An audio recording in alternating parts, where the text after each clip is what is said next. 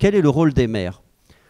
Il est important. On a vu que le Premier ministre a écrit, d'ailleurs, il y a 2 jours, à l'ensemble des maires de France pour leur dire qu'il souhaitait qu'ils soient pleinement partie prenante, parce qu'on a vu dans les communes qui ont été touchées, notamment on contamine Montjoie, que le rôle du maire et des élus locaux a été essentiel pour qu'il n'y ait pas de mouvement de panique dans la population, pour que les messages d'information passent, les mesures de prévention, et que la détection des cas contacts puisse se faire dans de bonnes conditions. Et donc, à Paris, tous les jours, il y a réunion d'une cellule de crise avec la préfecture de police, avec l'agence régionale de santé, avec la PHP, avec la mairie, pour regarder chacune, d'abord l'état de la situation épidémiologique, et regarder quelles sont les mesures à prendre. Est-ce qu'il faut annuler les manifestations? Bonne question. Quelles mesures faut-il prendre sur les transports en commun, etc. Comment vous raisonnez sur cette annulation des manifestations, justement?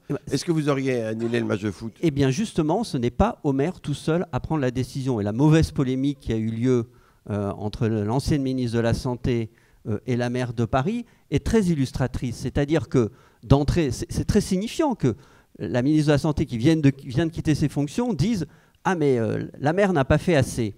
On écarte la polémique. Oui, mais ça veut bien dire une reconnaissance du fait qu'il y a quelque chose qui est attendu des maires. Et en même temps, on ne peut pas dire au maire « Prenez la décision tout seul ». Ce n'est pas au maire, c'est pas le maire qui peut dire « On va annuler tel ou tel rassemblement pour des raisons de santé ». Ça doit se faire dans un travail ensemble et ça montre bien qu'une coopération est indispensable.